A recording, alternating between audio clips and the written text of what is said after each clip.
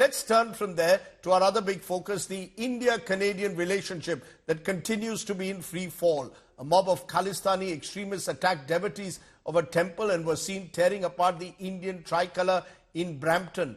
Protests also turning ugly outside a temple in Surrey. Prime Minister Modi condemning these attacks, asking the Trudeau government to take action against the accused, claiming India won't be deterred by these acts of violence. The Canadian government has condemned the actions, but there are those who believe that the Trudeau government has been way too soft on Khalistanis over the years. Okay, let me go then to my special guest who's joining me to get a sense of what this means on the ground. Ujjal Dosanjh is former Health Minister of Canada and also has been a former Premier of British Columbia, which has a large Indian population. Ujjal, always good to talk to you. The latest incident in Brampton and in Surrey, temples being targeted, Hindu devotees being targeted. Does this mark a new low within the diaspora in particular, which could rapidly spiral out of control, especially if it becomes, as it appears, Hindus versus Sikhs?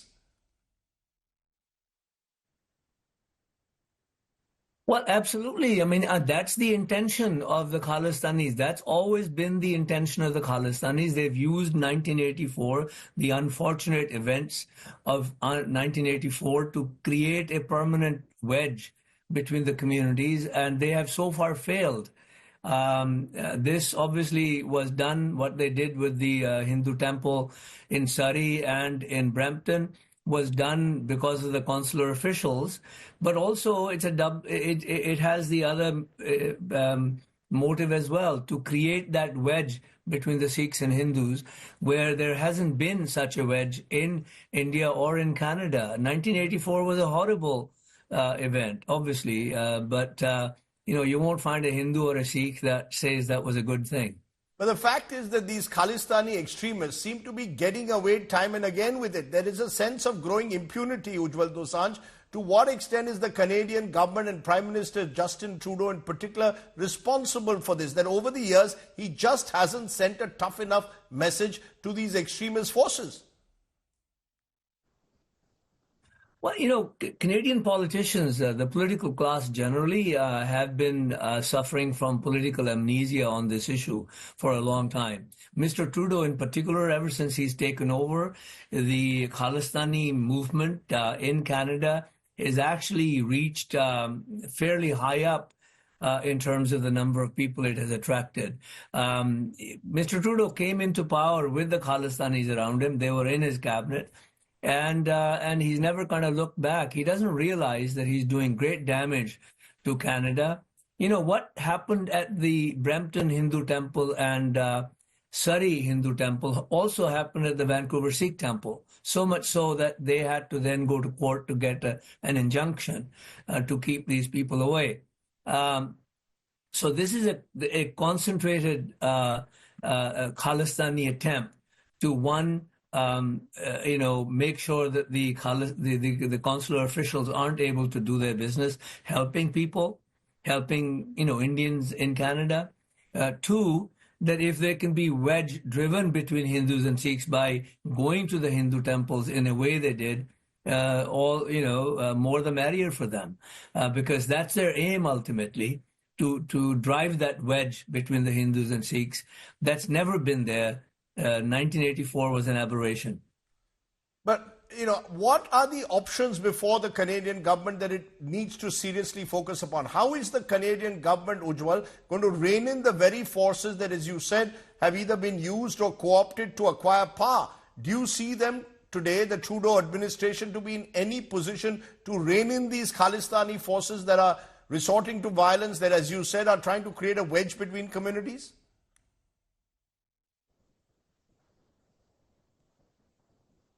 Unfortunately, I see that all three political leaders made denunciatory statements about what happened at the temples, but they didn't name the Khalistanis. They didn't call them out. Mm-hmm. That is gutlessness. That's absolute cowardice, political cowardice on their part. And then you have the conservative leader canceling the Diwali event in the midst of it all. That tells me that these politicians really have no backbone. They have no dream of the kind of Canada we should have, where people live together from different cultures, different faiths, happily together. A Canada where nobody organizes on a religious basis to create a theistic state 15,000 miles away.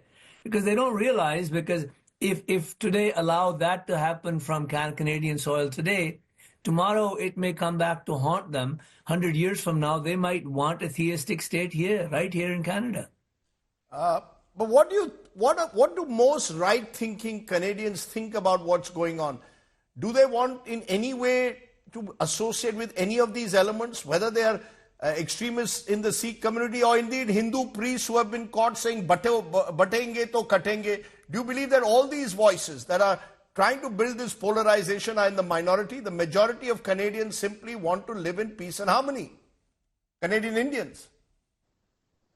Absolutely. Vast majority of the Sikhs aren't Khalistanis. They want to live in peace. Most of the Hindus, the same. They want to live in peace. They've chosen this country because they wanted to make their lives at least economically better. My beef with Mr. Trudeau is that he has never stood up for Canadian culture. He always says to immigrants, you can come and be who you are.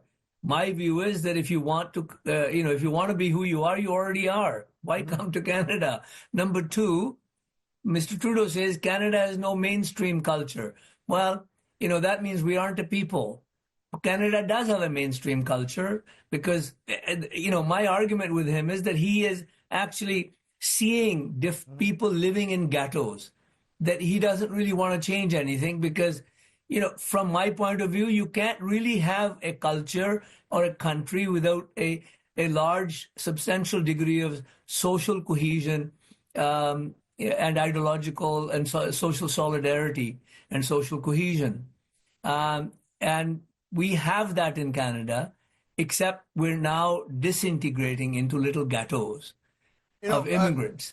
Very well put, Ujjal, but I want to ask you in conclusion, will the sense of Canadian inclusion or cohesion, as you call it, push back? You're saying that there is this inclusive Canadian identity, but will it push back against these forces? Or do you fear that what we've seen in Brampton or Surrey could spiral out of control, and given particularly the deteriorating relations today between Canada and India? Well, I think vast majority of the Canadians aren't going to let it spiral out of control because they're angry enough. I can tell you, I get private emails from all sorts of people and calls. They're angry at what Trudeau and others are doing to the country. They want the country to be peaceful with a large degree of social cohesion and social and political integration. And they want to make sure that these elements that are violent, that are hateful, that spread extremism, that beat up on people who are different from them, that these elements aren't given the place to breathe and survive in a country called Canada. Ujjal Dosanjh, for speaking so clearly and strongly. I really appreciate you joining me on the show there from Vancouver. Thank you very much. Ujjal Dosanjh, my guest tonight.